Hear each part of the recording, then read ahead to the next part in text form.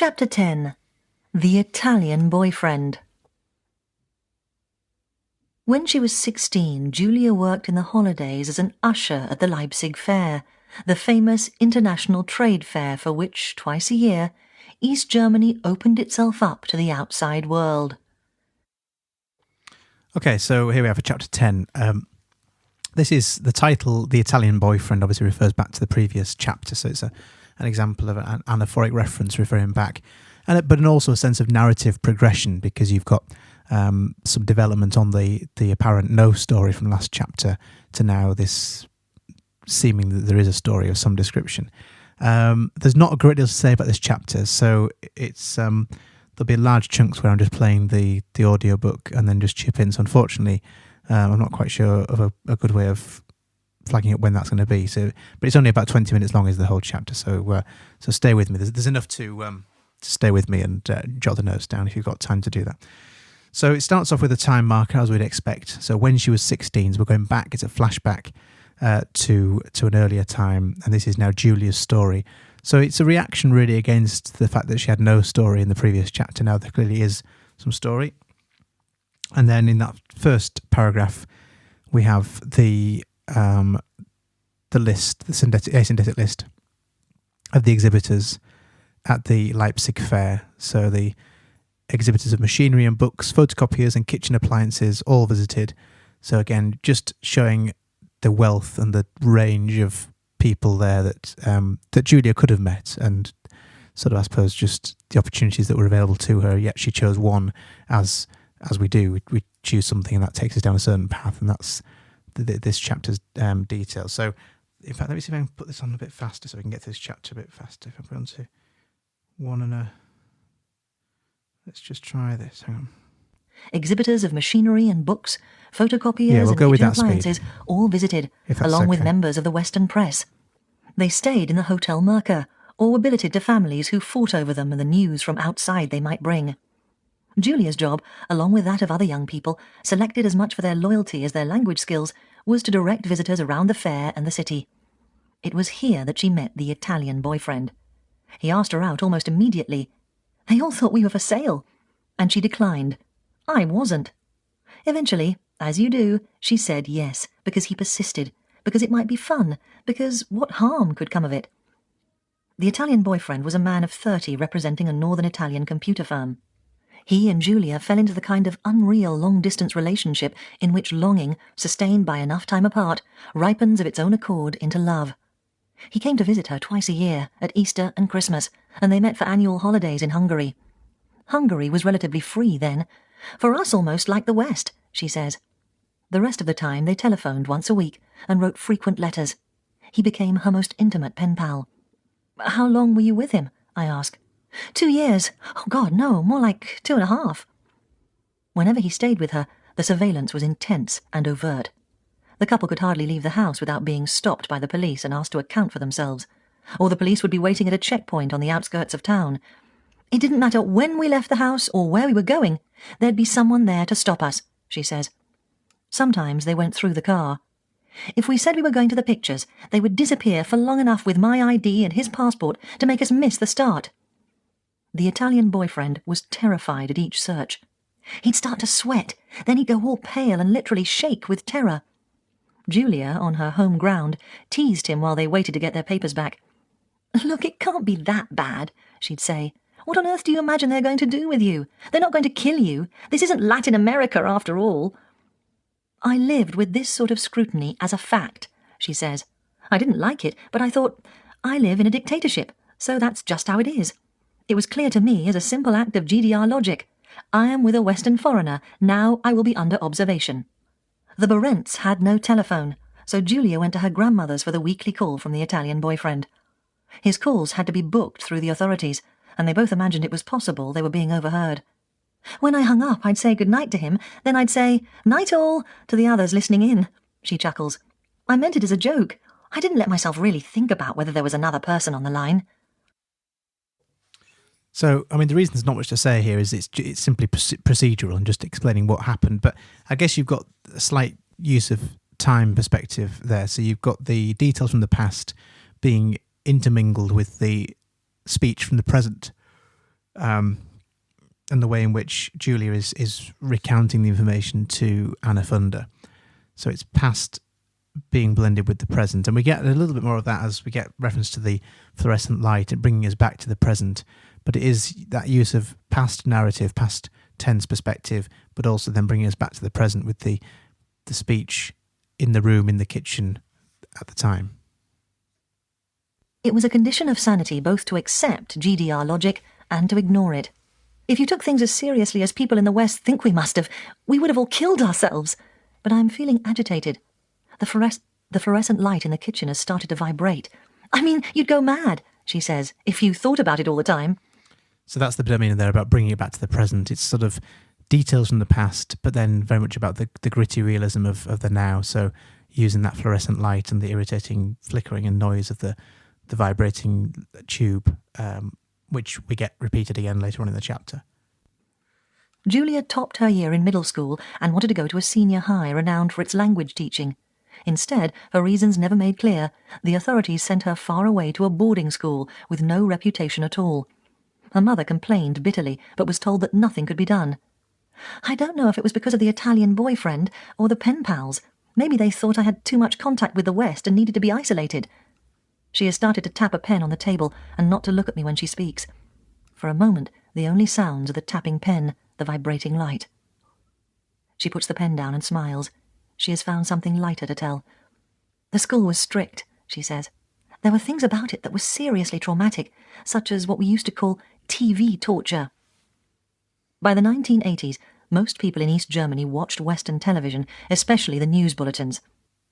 Another time marker there. By the 1980s, this is taking us through that narrative. So we tend to expect at the start of paragraphs, start of chapters, time markers to be used. So we've gone from the chronology a little bit. We're now digressing into the backstory behind Julia. But that's exactly what Anna Funder wants to interest us with, some of the backstory, the real people behind the Iron Curtain, behind the Berlin Wall. So that's what we get. So it's a slight diversion from the rest of the story. And it's interesting that this is sort of happening at this point in the book. She's established the chronology, and now we're taking a diversion. Once that chronology has been established, it's okay to divert from that, and that's what's happening now. So we're not too far from halfway through the book, and that's I suspect why this is happening round about now. No one watched the GDR news, despite the fact that it screened daily on both state-run television stations in a long and a short version. Julia smiles. At that school, every night without fail, we were sat down and made to watch Aktuelle Kamera in the long version. It was hell. The news programme was so long because each time Erich Honecker was mentioned, he was announced with every single one of his titular functions. Julia sits up straight with her hands on the table and puts on a media voice. In the flickering light and with her flyaway hair, she is a newsreader from outer space, coming through static. Comrade Erich Honecker, Secretary-General of the Socialist Unity Party of the German Democratic Republic, First Secretary of the Central Committee, Chairman of the State Council and of the National Defence Council, Leader of the Fighting Groups, blah-de-blah.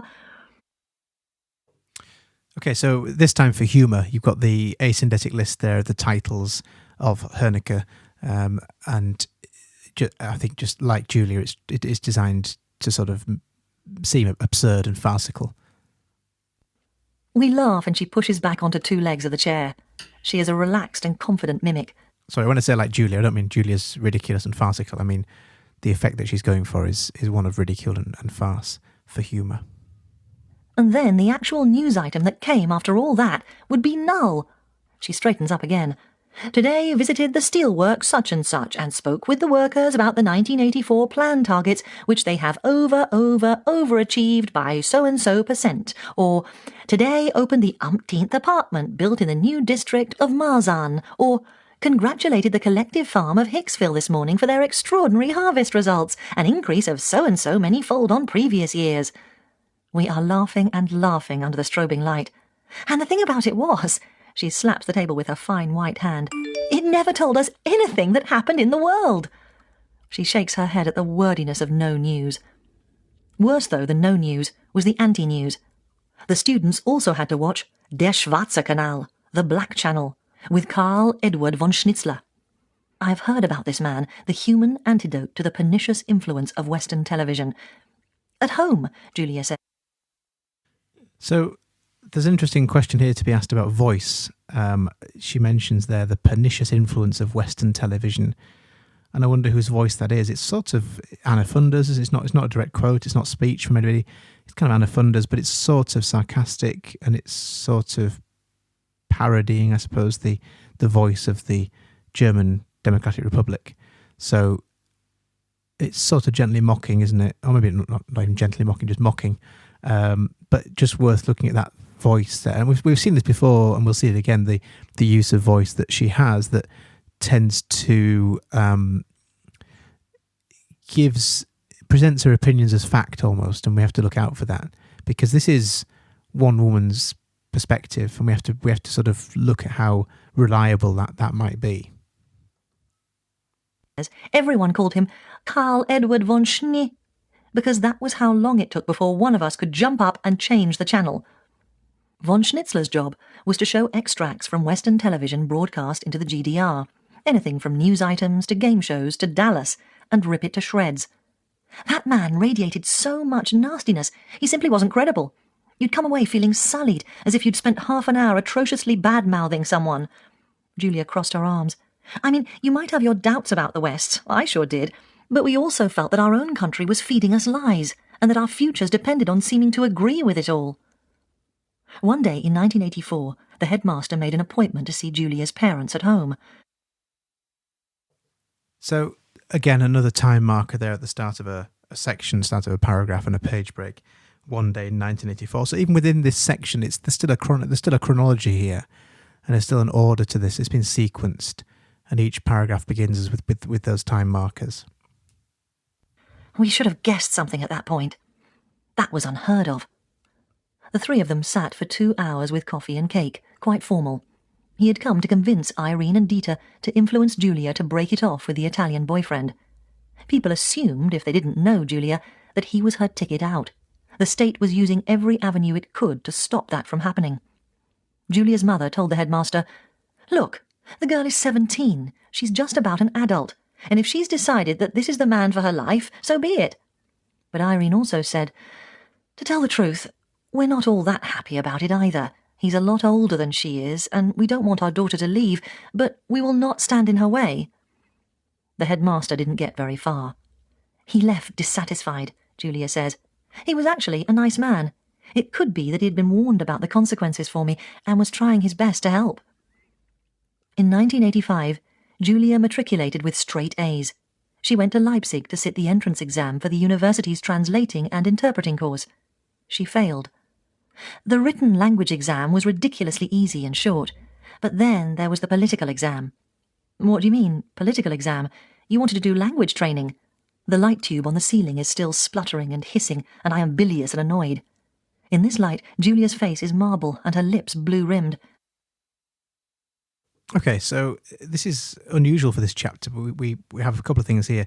We're brought back to the present again with the light tube spluttering and hissing and flickering and irritating us. So that use of bringing it back to the real, bringing it back to the present, reminding us of what this is. She's sitting in a room, sat sitting in a room, talking to Anna Funder and recounting these effects. We're not in the novel. We're not in a fiction. This is bringing us back to that reality before we can get lost in Julia's story. But there's also a real dearth of figurative techniques in this chapter, unusually. But here we have some. So spluttering and hissing. So you've got some zoomorphism, I suppose. There, it's almost made to seem animalistic. Hissing, zoomorphism. And then I am bilious and annoyed. I guess it's hendiadys, is pretty much, isn't it? And then in this light, Julia's face is marble and her lips blue-rimmed. Metaphor there, of course, then her face is marble. She's sort of set. There's a sort of an indignation, possibly, or a resignation that this is how her life has been. And she's defensive about that because, of course, being made to recount things, she has to justify what she's done and the way her life has turned out.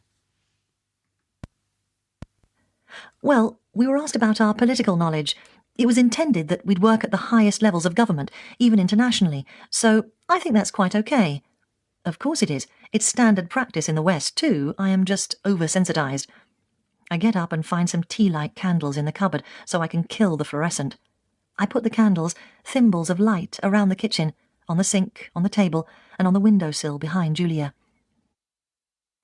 this might just be me coming at this from sort of a literature background, but whenever I sort of see light as a motif or a symbol, well, exactly that, I do tend to see light as a motif and a symbol.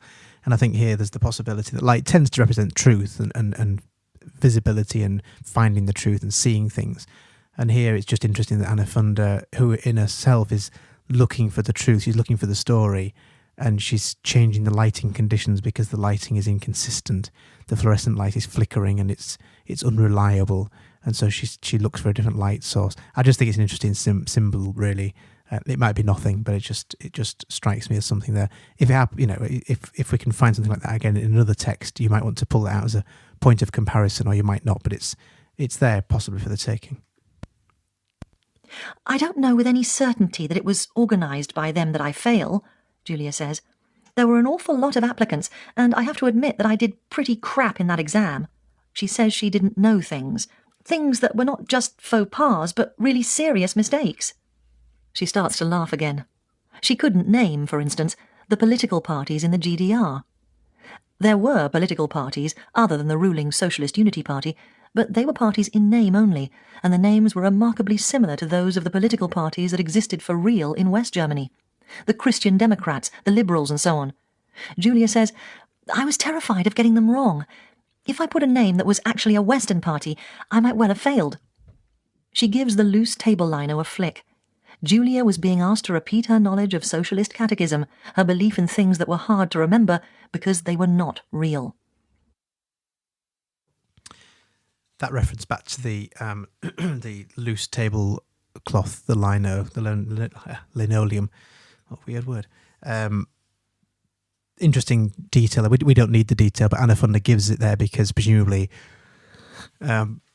Julia is trying to work through and iron out the creases of her past, if you'll forgive that metaphor. And so it's this subconscious trying to sort of level out and flatten not only the tablecloth, but also symbolically her past and her decisions and her fortune, really. After the results were announced, a former student of Dieter's took him aside. The man's wife and father-in-law were on the university board of examiners. Between you and me, he said to Dieter, there's no point Julia trying again next year. I would strongly suggest to you she do something else. Get a job. Maybe, Julia says, like the headmaster, he was trying to do me a favour, save me the trouble of reapplying. She has started to look away from me, focusing her attention towards the dark corner of the room.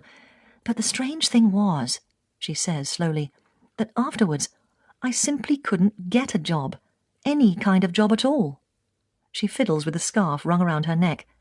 That was when it got hard for me. Julia thought she might work as a receptionist in a large hotel. That way she could practice her languages. She applied to Berlin, to Leipzig, to Dresden. She was a top student who spoke English, Russian, French, and a smattering of Hungarian. She always got an interview. She would present in her neat clothes and accept the compliments of management. The hoteliers were invariably excited and impressed. They would send her away for a routine medical, shake her hand warmly, and say they looked forward to seeing her soon. Sometimes a letter would come in the mail a week later.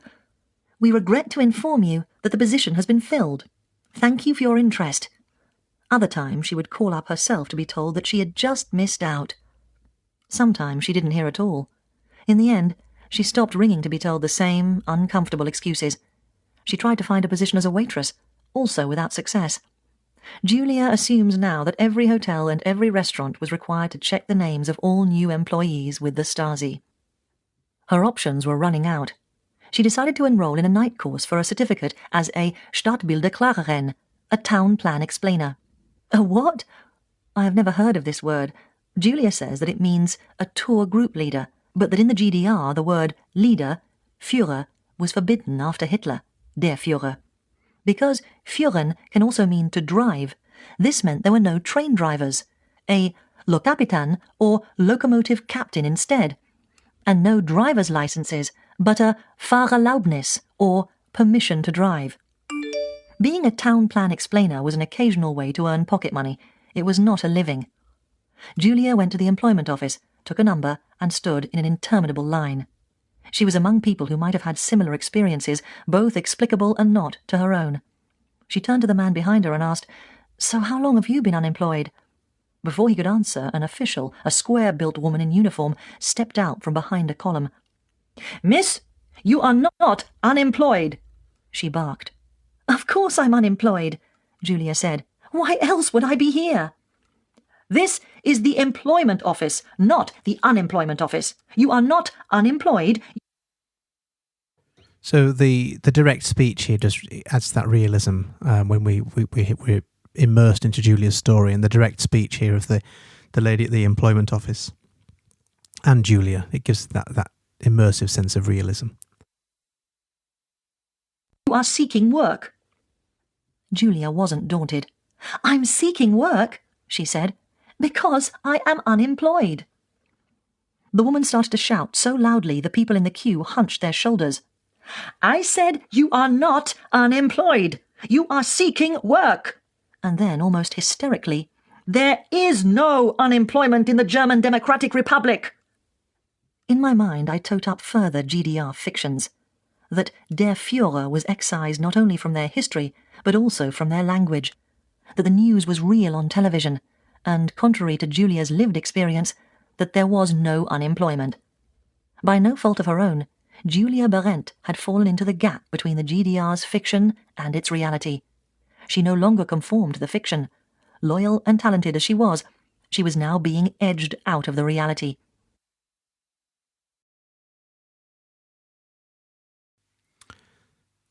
There's epistrophe here, ending with the word reality here, and I think that's a particularly sinister section of the book, isn't it? How Julia's life has been determined by the Stasi on a very fundamental level, anafundamental, if you will. And yeah, so the word reality is used as an epistrophe there, just to remind the reader of how her reality has been distorted by the Stasi. Julia could either think she had failed at everything she had tried, or that they were out to get her, or she could try not to think at all. It is true to say that from then on I sort of withdrew from things. She slept later and later each day. I think I was depressed. She enrolled in another night school course, this time in Spanish, but it seemed to her more and more like learning secret codes used outside your cave, spoken in places you would never see. After class, she went nearly every night to the local nightclub. My parents just sort of let me go. There wasn't much else they could do. I think they felt sorry for me. It was at this time her younger sister Katrin noticed it. The car was white. She watched it 3 days in a row outside the house before she said anything.